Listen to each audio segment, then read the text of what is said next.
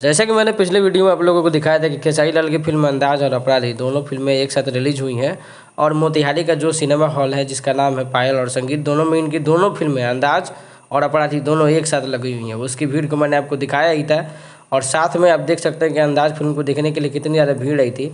और आज जो है आज के वीडियो में आपको दिखाने वाला हूँ कि संजय सिनेप्लेक्स जो मोतिहारी का एकदम VIP सिनेमा हॉल है, यहाँ केवल हिंदी फिल्मों को ही एंट्री मिलती है और भोजपुरी फिल्मों को शायद न के बराबर एंट्री मिलती है। लेकिन आप देख सकते हैं कि इस सिनेमा हॉल में आपको भोजपुरी के सुपरस्टार खेसारी लाल यादव की 2 फिल्में अलग अलग टाइमिंग पे रिलीज़ कर दी गई है। एक है अपराधी फिल्म जो अलग शो पे चल रही है, इसका अलग टाइमिंग पे, और उसके अलावा एक अंदाज है, उसका भी आप देख सकते हैं। इसमें अंदाज का भी पोस्टर आपको दिखेगा, ये देखिए दोनों का दोनों हेड जो पोस्टर का फ्रंट होता है उस पर आपको अंदाज और अपराधी का पोस्टर लगाया गया है। ये बहुत बड़ा अचीवमेंट है एक तरह से, क्योंकि इसमें भोजपुरी फिल्मों को एंट्री नहीं ही मिलती है, आप देख सकते हैं। और भीड़ को देखिए आप कितनी ज़्यादा भीड़ है। अभी तो बाहर की एंट्री के टाइम का भीड़ है और एग्जिट के टाइम का भीड़ आप देख लीजिए कितनी ज़्यादा भीड़ है खेसारी लाल की फिल्म को देखने के लिए।